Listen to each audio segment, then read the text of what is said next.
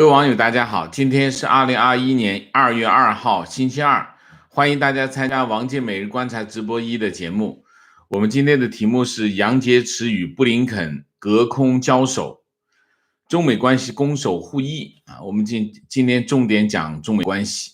那么2月1号，中美两国有两个最重要的这个对外关系的负责人出来发言。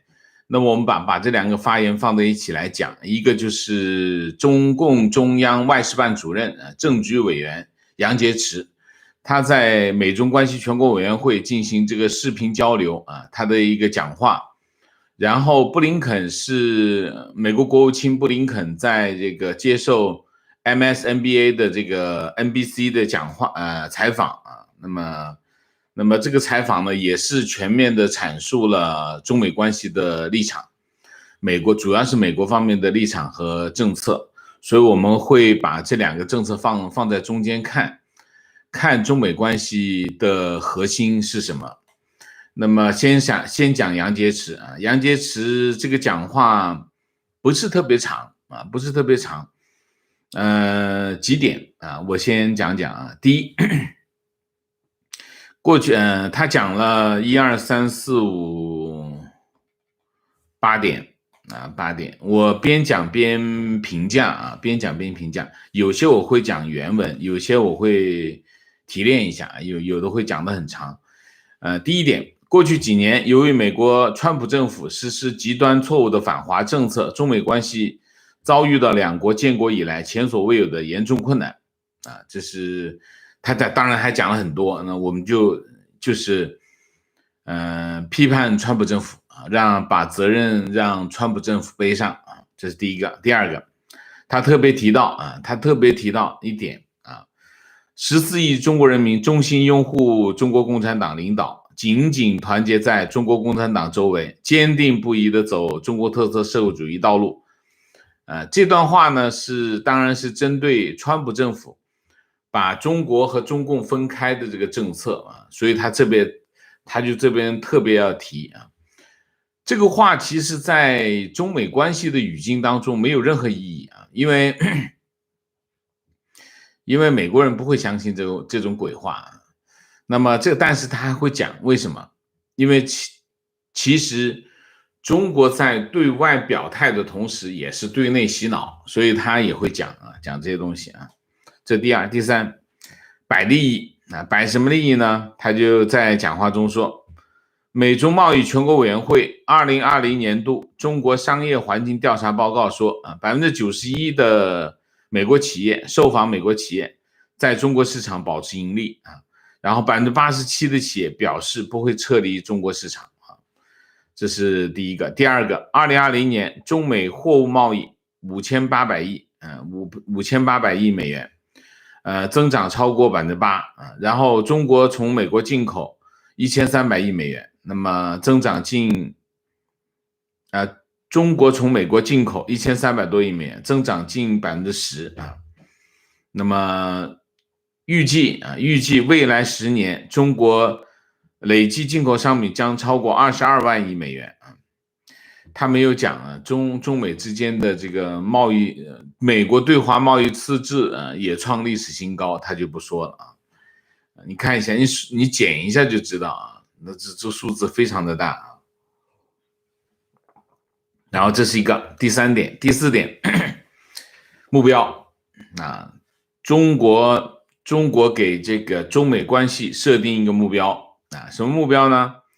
推动中美关系回到可预期建设性的轨道，构建大国相处模式啊。那么这个整体思路还是习近平的叫大国外交的总体的思路啊。然后可预期的这个模式是拜登政府提出来的啊。那么当然可预期也是对这个川普政府的一个控诉啊。这第四。第五，中方承诺啊，中方对美方的一个承诺啊，中国政府对美国政策始终保持高度稳定性和连续性，中国愿意与美方共同努力，推动中美关系沿着不冲突、不对抗、相互尊重、合作共赢的轨道向前发展啊。然后呢，还说同时我们继续坚定维护国家主权、安全、发展利益啊，这是中方的一个承诺和他的一个底线啊。然后中国开价啊，开了几个价啊，开价就是提出一个 offer 啊。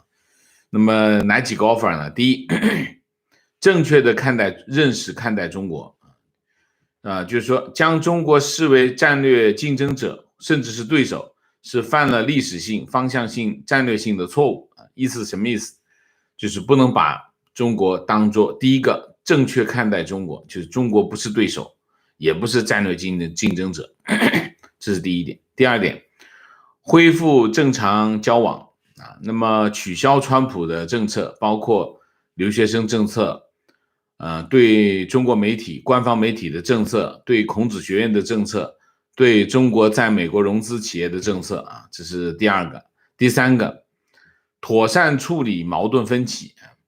那么讲中国不干涉其他美国的内政啊，不对外输出发展模式，不搞意识形态对抗，不寻求挑战或者取代美国的地位，无意划分势力范围。那反过来就要求美国切实履行中美3个联合公报的承诺，严格遵守一个国家一个中国的原则，切实尊重中国在台湾问题上的立场和关切。然后美方应停止插手香港、西藏、新疆涉及中国主权、领土完整的问题，停止试图通过干涉中国内政来牵制阻挠中国发展。这个呢，这个基本上是一个标准的配置啊。妥善处理矛盾分歧的核心是什么？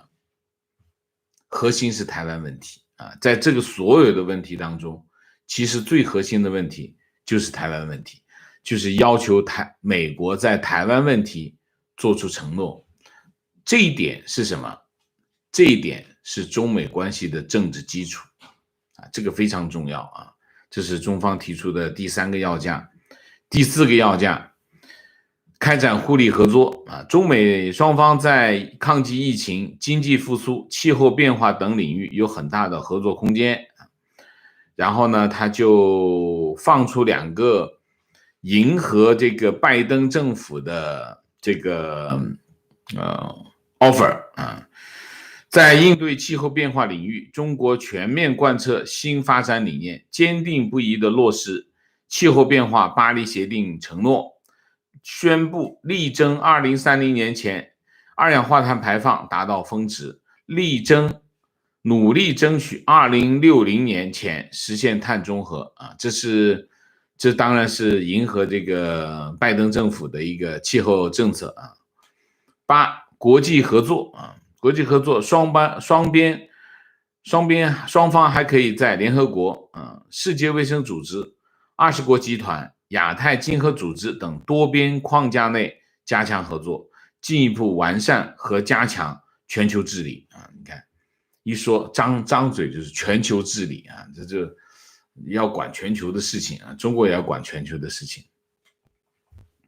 那么这总共是8点啊，这8点呢，这8点我给他几个评价啊，第一个，杨洁篪的这个讲话很显然是习近平在1月25号在达沃斯世界经济论坛发言的一个延续啊。习近平在达沃斯的讲话实际上是归纳了中国对外关系的一个总的方向和纲领啊，那么也是中国对美国战略的一个基本的主要的诉求啊。所以杨洁篪的讲话就把习近平的讲话变成一个具体的内容，落实到实际的事物当中去啊。这基本上是习近平主要是宏观性的一个陈述啊，然后是杨洁篪是落到中美关系，然后落到中美关系的具体的事件上面去啊，这是第一点。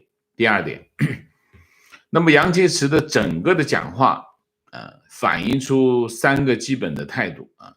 第一个，抢先表态，主动定调啊。那么在拜登政府现在还在忙于国内事务，其实他在对外事务当中的积极性并不高啊，因为他对于拜登来说，现在第一件事情要搞定什么1.9万亿的方案啊，要国会通过，所以他基本上拜登的主要精力在解决国内问题。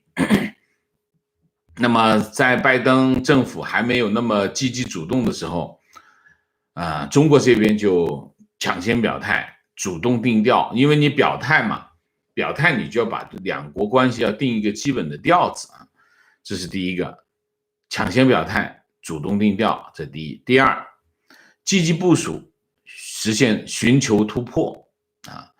那么中美关系现在处于一个这样的情况，这种情况对谁不利？从态势上来说啊，那么对中国不利，为什么？因为中国对美国依赖比美国对中国依赖要强啊，中国有很多东西要指着美国，你比如说资金啊，资本市场啊，你比如说技术啊，比如说很多领域啊，它指着美国，所以中美关系处于一个这样的情况，中国比美国着急，所以他积极部署，寻求突破啊，这第二点。第三点，坚持立场，保持弹性啊，他有些立场是要坚持的，比如说台湾问题，台湾问题是从中国的角度来说，台湾问题是中美关系的政治基石啊，对于美国来说，它是一个非常重要的杠杆，所以你可以看。美国会在台湾问题上做很多的文章，我相信拜登政府也会如此啊，基本上是基本态度就这3点啊。那么第三，姿态中性啊，又打又拉啊，姿态中性主要是什么呢？主要是跟现在的这个中美关系还不确定，因为中美关系现在到底怎么样？其实呢。双方是在处于一个，我们之前不是有说战略试探的状态啊，你可以说它是战略试探，也可以是讲是其实双方不断的在喊价啊。现在中国其实杨洁篪这是一个喊价的一个阶段啊，所以在喊价的阶段，姿态也不能太高啊，也不能太低，太低你喊不出好价啊，所以姿态是中性的。那么打的是什么呢？打的是川普政府啊，川普反正下台了，死老虎使劲打啊，所以的打川普政府，拉什么？拉拜登政府啊，就迎合他。你不是要重返国际政治舞台吗？那么我就配合你啊。你比如说，你们说要搞这个应对气候变化吗？哎，我这个气候我有我的政策，我迎合你。所以又打又拉啊，那么坚守的部分就不松口啊，坚守部分。那么但是呢，要价呢，你可以看，杨洁篪提出的要价并不多啊，他尽量的把这个口子收小的，而且他提出来的要价部分呢，基本上你可以看得比较明白的是，要么呢就是中国方面很要紧的部分啊，要么呢。就是拜登政府呢做起来代价比较小的部分啊，基本上是一个这样的要价啊，这是第3点。第4点，不提中美贸易协议啊，整个的讲话不提中美贸易协议。中美贸易协议毫无疑问是中国在牵制川普政府的一个非常重要的工具，我们可以把它当做一个政策工具。为什么？因为川普很在意这个订单，很在意中国购买这个美国的农产品啊，这里面有川普总统自身的一些取向，这是一个方面。但是在拜登政府当中，中美贸易协议的定位不明确啊，拜登政府现在还在审查什么？审查我们等一下讲。所以呢，在拜登政府对中美贸易协议还没有明确的定性之前，中国不提啊。不提就是看拜登政府怎么看待这个协议啊，所以这是第一点。第二点，中国去年只完成了应该采购的58%的这个采购量，所以他要提出来呢不大好说，有些话就气不壮，那就干脆就不提算了。大概应该是这两个总的方向，一个就是一个杨洁篪的讲话，我们总共有4个评价啊。那么布林肯是接受这个 MSNBC 的一个采访啊，那么里面有涉及到很多的中国议题啊，我把它梳理了一下，我就没有按照他讲话的这个原文来，我就基本上是总结性。那么他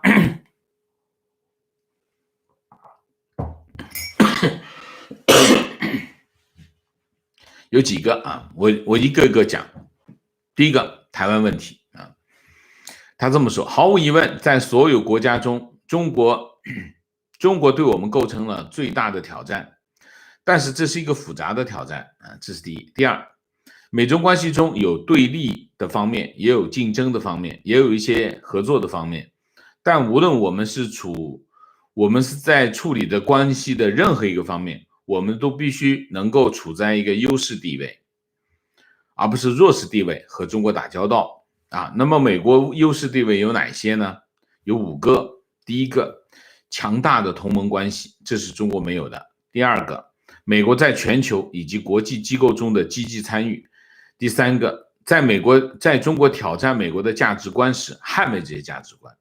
第四个，确保美国的军队能够威慑中国的侵略啊。第5个，军事，主要是讲军事上的优势啊。第5投资于美国人民，使他们能够充分竞争啊。那么那其实第5个其实讲的是美国经济的优势啊。那么上述每一个确保美国处在优势地位的因素，完全掌握在美国手里啊。那么从很多方面来看，中国构成的挑战，既与中国新兴的实力有关，与我们自身造成的一些弱点有关啊。这当然是指川普政府了啊。我们可以解决这些弱点，建立更强大的联盟，与世界进行接触，捍卫我们的价值观，投资我们的人民，确保我们的军事态势得当。我们在这些方面可以做更好的重建工作啊。这是讲到台湾问题。讲到贸易战，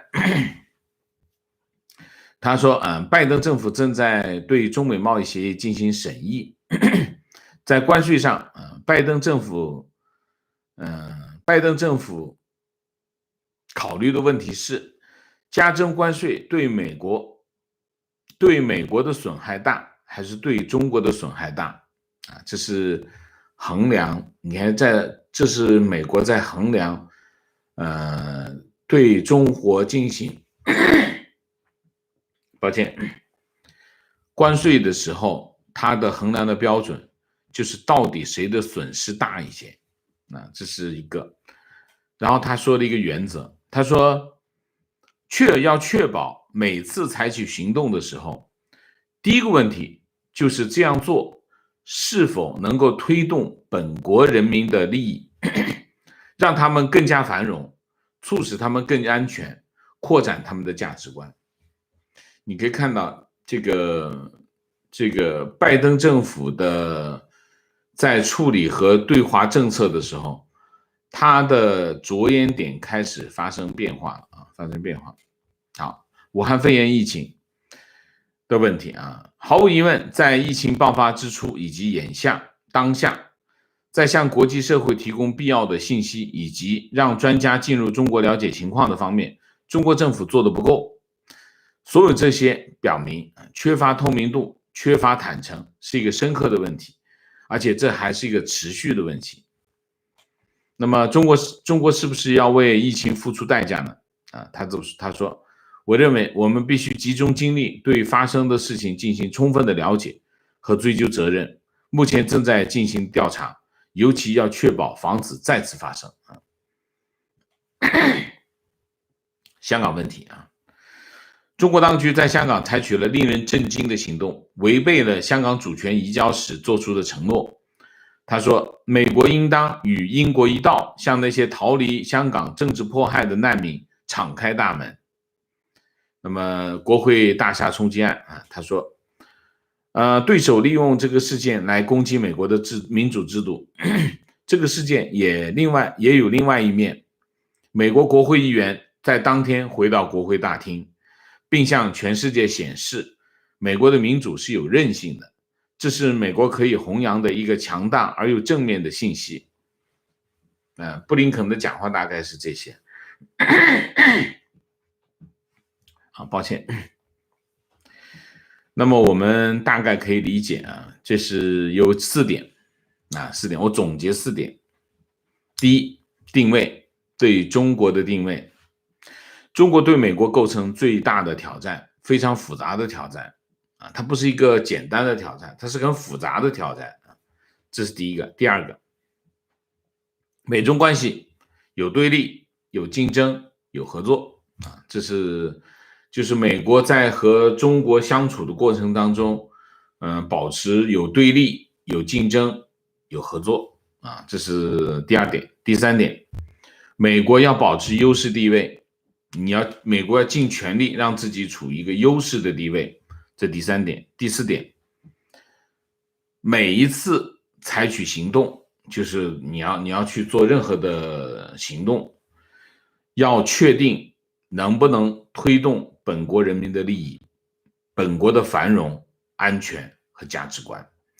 这你可以用这个来去套你到底是不是应该采取这个行动这就是他的行为准则布林肯的讲话其实要和哪一个人的讲话？要和上个星期五拜登的国家安全顾问沙利文的讲话结合起来，你就可以看清楚美国现在的状况。沙利文在星期五的讲话当中，他这么说，他说对拜登政府来说，目前的工作重点是打造自己的夫子，打造实力地位。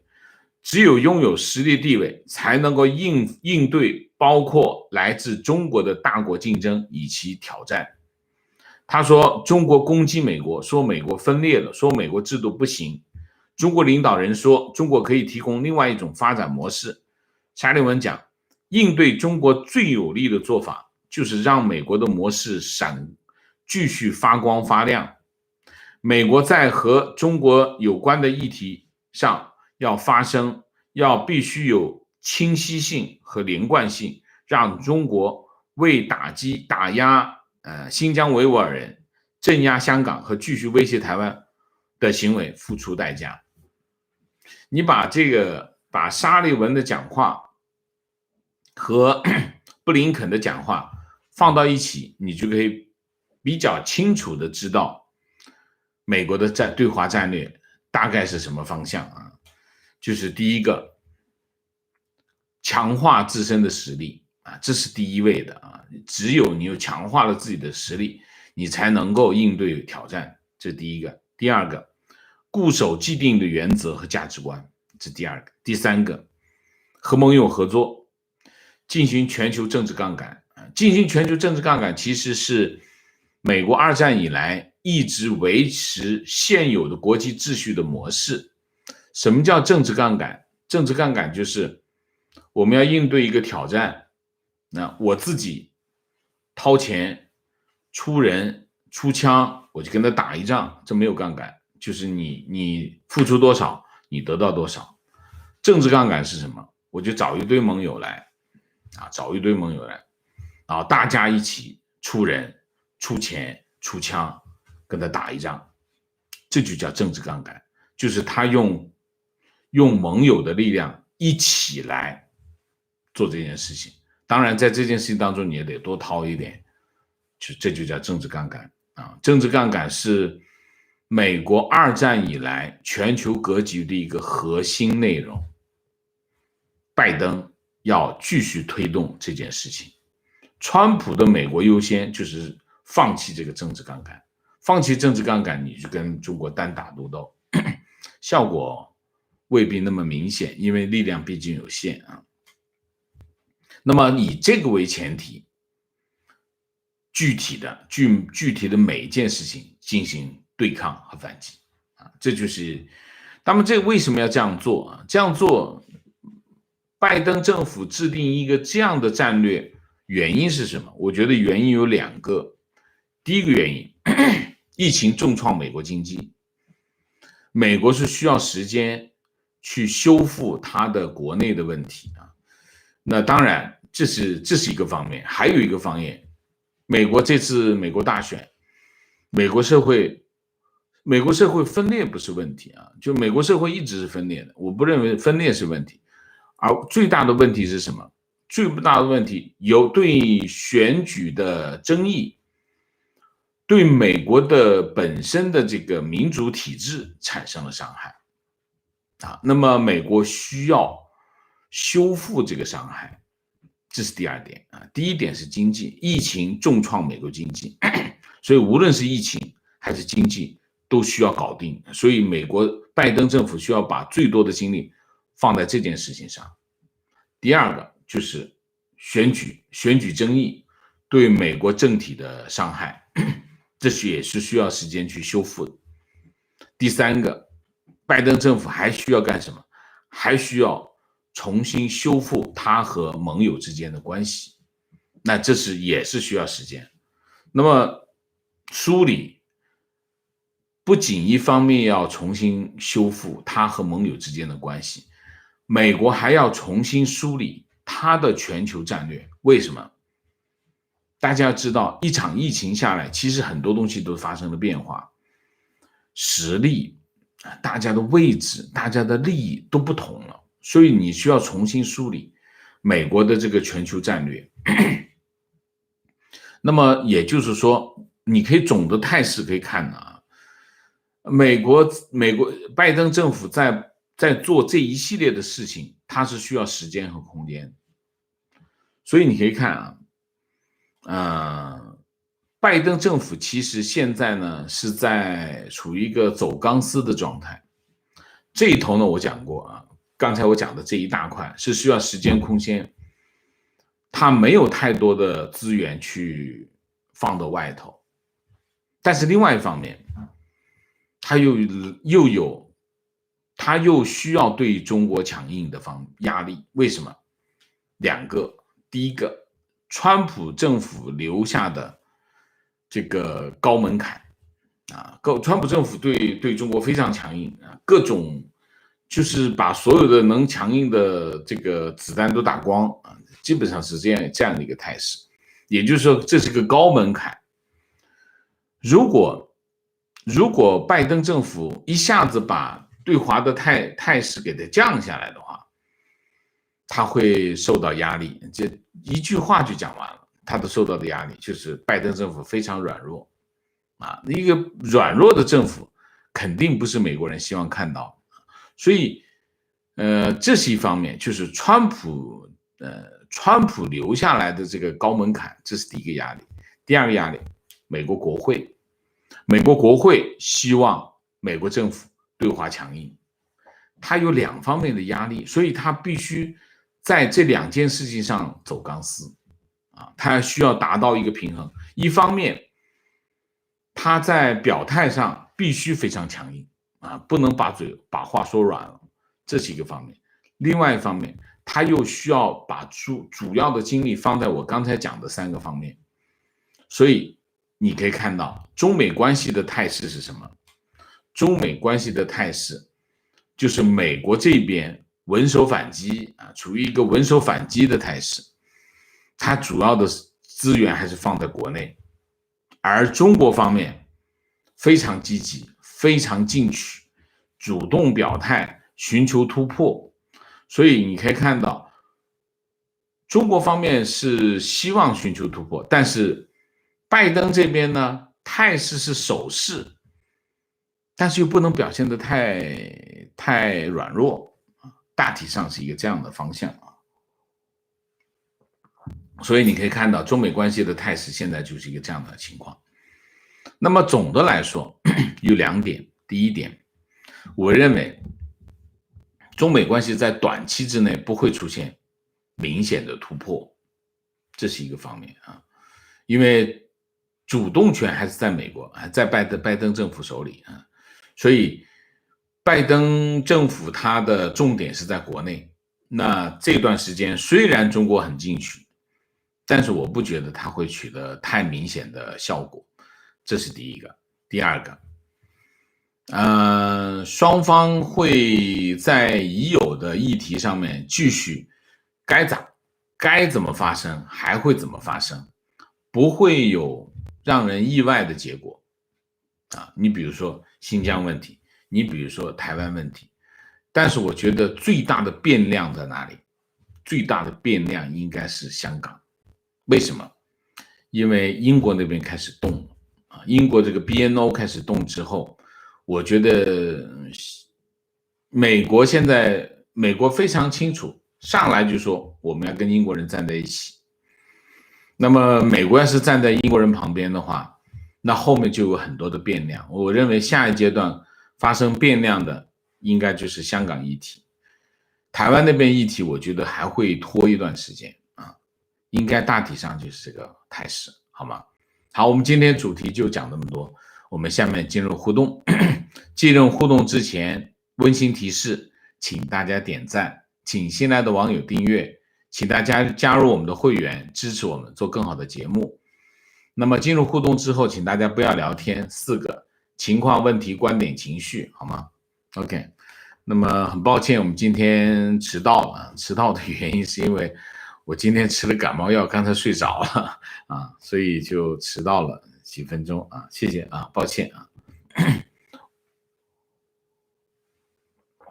我们尽量的，我基本上我们这个节目开播以来，我们基本上保持准时啊，准时开播。那么除非有通知，我们不会停啊。那么一般情况，我们很少迟到啊，所以请大家理解啊。明谢，魏唐谢谢，十月天谢谢，984 degree 谢谢 ，Good evening sir, buy you an Indian coffee, thank you 啊。老罗王谢谢，翻墙的朋友们深夜还听课，加油谢谢啊。观点，看到杨洁篪说的那堆条件，就像画个吃不了的大饼，让美国完全放弃自己的利益、立场和价值观。如果拜登真照做，那真成了古今中外第一大卖国贼。外交是这样，外交基本上你可以看到，就是喊出来的呢，不一定是要做的啊，喊出来的是喊给你听，就漫天要价，就地还钱。那么关起门来的外交谈判是另外一个故事啊。我不相信有一个美国总统变成一个卖国贼啊，美国总统卖国不大容易啊。情绪，王老师这2天看您直播，感觉你身体不舒服，请多休息。直播重要，身体更重要。谢谢啊，谢谢啊，是的，感冒，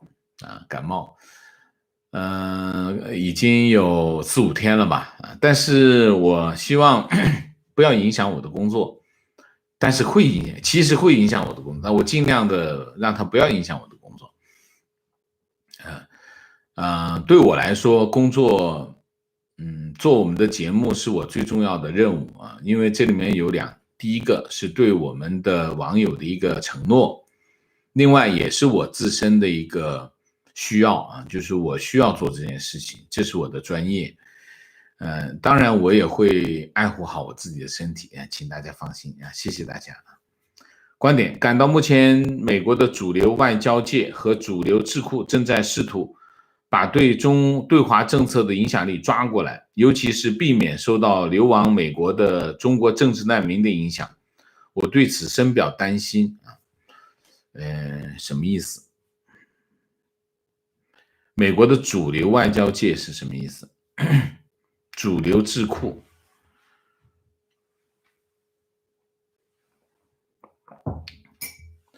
我这么看啊，就是说，有很重要，我一直认为两点，川普政府做了2件非常重要的工作。第一件事情，川普政府让全世界看到了中共的意图啊，这个非常重要啊。了解一个对手的意图比什么都重要。第一个，这是很重要的。这件事情带来的影响是什么？这件事带来的影响就是，你可以看到美国所有的智库都在研究一件事情，研究什么？研究中国啊，中国他会干什么？他为什么会这么干？我们怎么该应对它？这是一个方面啊。所以川普政府做对了一件非常重要的事情。第二件事情，川普政府改变了美国整个社会，无论是共和党还是民主党，无论是美国国会还是美国社会对中共的态度。川普政府把中共从中国里面拿出来给大家看，其实这是非常重要的啊。那么也就避免了什么？避免了就是打击面太广的一个这样的问题。因为你一说中国的话，那美国也有很多中国人，中国人在全世界，所以把中共从中国拎出来，单独去分析，这是一个非常重要的工作啊。所以你可以看到美国社会现在的方向是什么？美国社会现在的方向就是，美国要解决自己的问题，美国要面对挑战，美国要理性的去制定战略和策略和行为模式，而不是单打独斗。美国，你看刚才布林肯讲的非常重要的一句话，其实你可以看我们过去的节目，美国一定要明白什么呢？明白2件事情，就是美国跟中国放在一起的时候，美国有什么，美国没有什么；中国有什么，中国没什么。你只有明白这件事情，你才能够制定一个比较合理而有效的战略，而不是仅仅是说我光喊口号说要强硬就可以解决问题，不是的。你看布林肯讲话讲得很清楚，我们是有优势的。美国先要想清楚，我是有优势的，那你着什么急啊？我一直认为，在中美关系当中，不能够求一场战斗的胜利，而是要求的在对抗的这个态势上取得优势。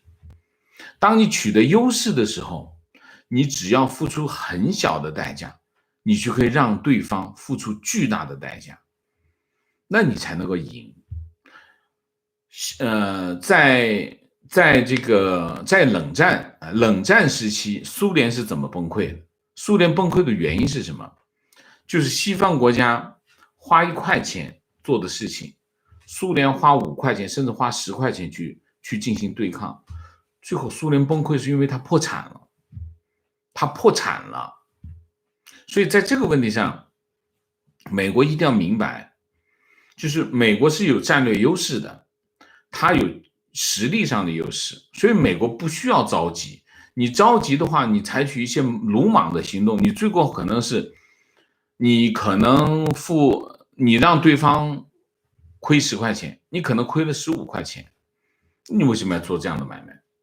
对吗？你可能只需要付1块钱，让对方亏5块钱，而这个需要什么？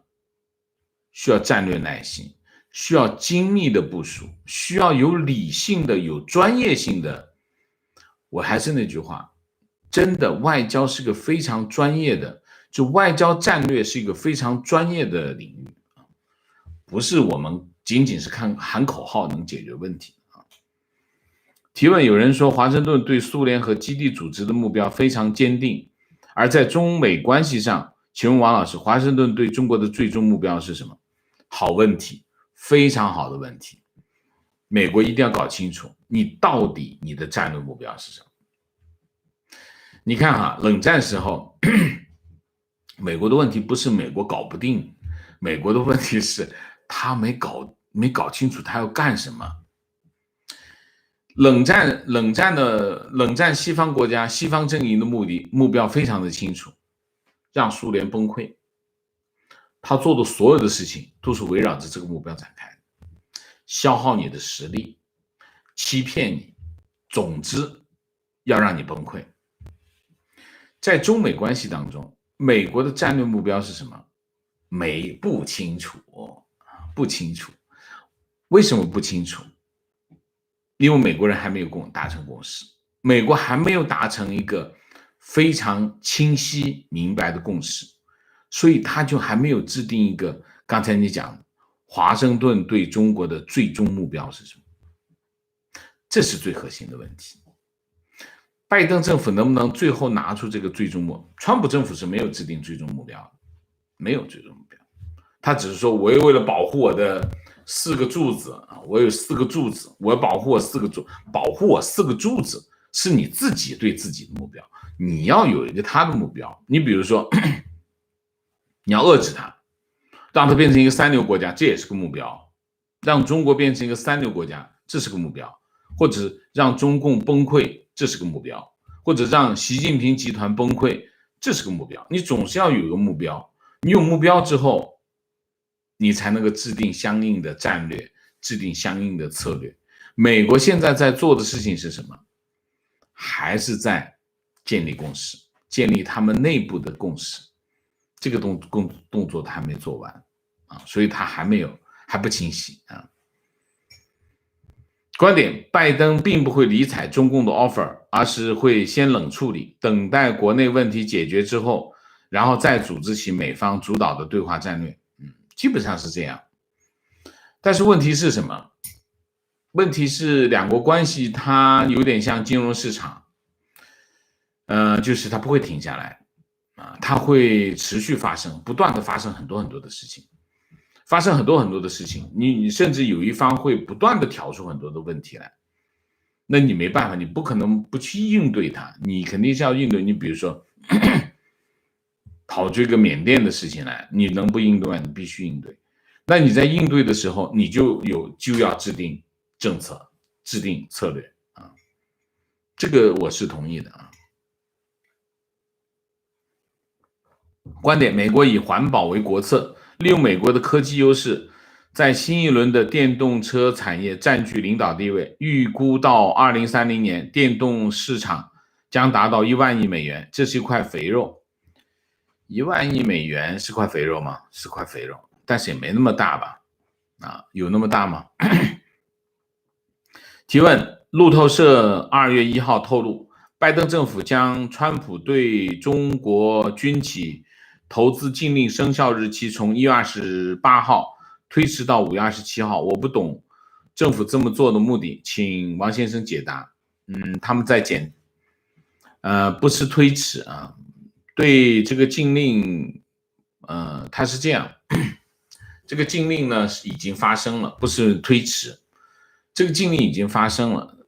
你看到的这个呢是禁令的另外其中一个部分，这个部分是讲的是什么呢？讲的是31家还是45家，我脑子有点懵啊，不管是多少家，叫中共解放军企业禁止在美国融资啊。那么这是一件事啊，这是川普的政策啊。川普的政策现在出现了2个问题。第一个问题，这个政策有2个不清晰的地方。第一个不清晰的地方是什么？就是他的子公司制不制裁啊？那么拜登政府明确，这31家还是45家解放军中共解放军企业，他的子公司也制裁啊，这是拜登清晰了啊。那么还有一个不清晰的地方，就是跟他有类似名称的，是不是要一起要制裁？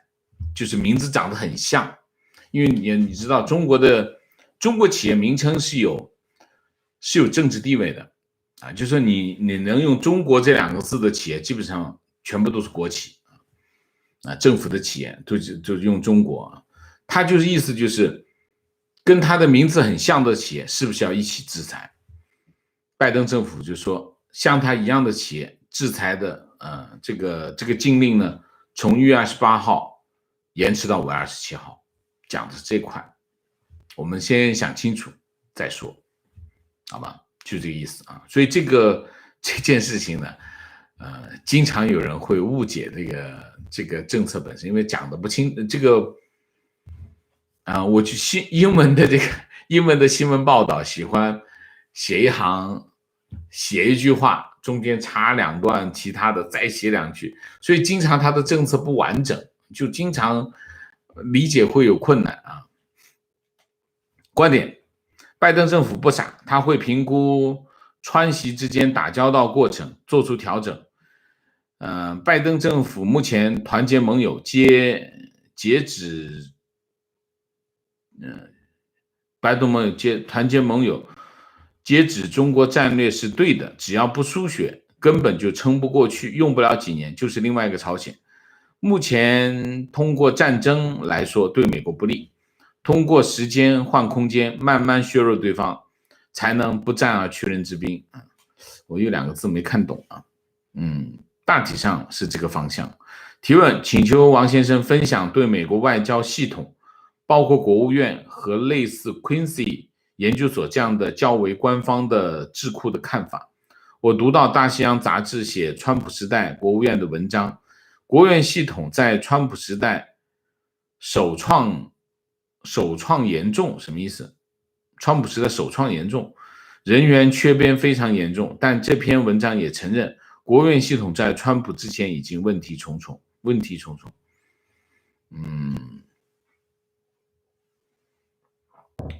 没有官方的智库，官方有内部智库啊，就是比如国防部有一个顾问委员会啊，那这内部的智库，但是美国基本上全是外部的智库。智库的政党色彩更强烈一点，跟政府没有关系，基本上要么是偏保守党保守的部分，要么偏自由部分啊，基本上是这2个方向。基本上没有谁会往政府那边靠，这是第一个，所以大家理解美国的智库这个方面。另外，国务院系统我不知道，关于人员这块我不了解，我没有掌握这方面的情况，因为我更多的还是看政策，好吧 ？OK， 明谢，谨慎细腻萨格尔王，谢谢，祝王老师身体健康，谢谢 ，Helen 张，谢谢。王老师的节目清晰明了，请王老师喝咖啡，谢谢啊。杨林红，谢谢，非常喜欢王老师客观中立的新闻分析，特地赶来请王老师喝杯咖啡，谢谢啊。我这里讲2点，第一点，中美关系现在我们还不清晰啊，什么不清晰？拜登政府1月20号上台。那么拜登政府到现在也就是10来天的时间，他的很多的政策都不清晰，这是一个渐进的过程，我们不会有一天突然扔出一个结论给大家，这是第一个，所以我们会不断的根据我们看到的事实来调整我们的看法，这跟赌博不像，就是说有些人喜欢你说一个结论，好，不能变了哈，不是的，这不是我们去玩的一个轮盘赌啊！我们分析政策，判断背后的意图，然后继续根据新发生的事情，然后再去判断它的意图，这都需要一个过程。这就是我们了解两国关系的一个方式啊！所以大家要保持一个开放的心态，去渐进式的跟进有关的进展，好吧？那么这就是我们的方法论，好吧？好，我们今天的主题就到这里，感谢大家的参与，我们下个节目再见。再见之前，请大家点赞，请新来的网友订阅，请大家加入我们的会员，支持我们做更好的节目，做更好的自己。谢谢大家，谢谢。